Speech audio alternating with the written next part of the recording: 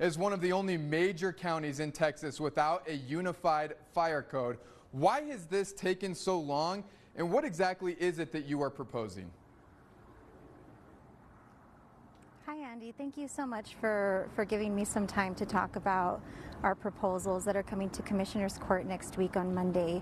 I can't speak to why a unified fire code hasn't come to the county yet. I just got elected this year, and I actually have been working on this issue for a couple of years when I was still staff to former Commissioner Carlos Leon. What really started the process for us in our office was the big fire that happened here in Montana Vista in 2023, just a little over 2 years ago. And that was a really striking moment for us because it was a location, a piece of property, 5 acres, that was being used as a scrap salvage facility, and it was notorious for catching on fire. I am born and raised here in Montana Vista. I remember that specific property catching fire at least 3 or 4 times in my lifetime. And so it was particularly bad fire. It took days for our ESDs to fight it. It was a health hazard for the residents around that salvage yard. And so that really was a call to action for us in Commissioner Leon's office to find common sense solutions to this. And that's when we found out that we're one of the only large counties in the state that do not have a unified fire code, and also that do not have an outdoor business ordinance, which is one of the few tools that the state gives counties since we don't have land use or zoning authority.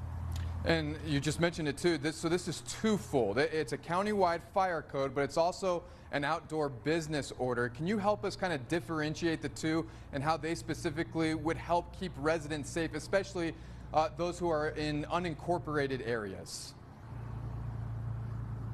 Yeah, absolutely. So the outdoor business ordinance would provide the county internally a process to be able to basically figure out who's operating certain types of businesses in El Paso County. That includes junkyards, scrapyards, salvage yards, recycling centers. It's very prescribed in state code what outdoor businesses are. We currently don't have a way to know which businesses are in operation in El Paso County. An outdoor business ordinance would allow us to require a permit and make sure that businesses that are operating these kinds of locations in the county have things like insurance, right, and are taking the steps necessary to keep their properties safe. The fire code is more of the compliance part of it. So it really gives our county attorney's office and our ESDs the tools that they need to be able to ensure that businesses that are operating in this fashion in El Paso County are doing so in as safe a way as possible, and if they're not, that there are penalties to that. So the fire code really is kind of the muscle to the outdoor business order, which we hope the businesses here will understand the need for those types of assurances for the community. Of course, this public hearing will take place on Monday. If action is also taken on Monday, when could something like this be put into effect? And how do you help businesses, I guess, reach a point of compliance? And what do those penalties look like for offenders?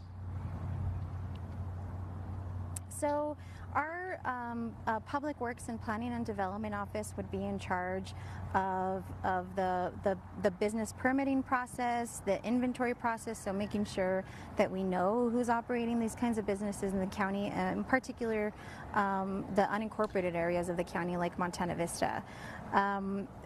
We understand that these two things, the Unified Fire Code and the Outdoor Business Order, is going to require a lot of collaboration, and it is a a big change for how we currently do things within the county. So what we're asking the court on Monday is to give us a year to really put all of the pieces in place to make these two policies effective beginning next fiscal year. There are some resources that are going to be required. We're going to have to hire staff, at various levels within the county. But my perspective is that the health and safety and well-being of the residents here in places like Montana Vista is where we should be investing our resources, and the ultimate goal is to prevent future fires at these locations that pose a threat to the health and safety of these neighborhoods. And lastly, Commissioner Butler, this public hearing, once again, it is taking place on Monday, and you're actually asking for public comment on this proposal, this issue. What are you hoping to hear, not just from residents, but what are you hoping to hear from businesses as well?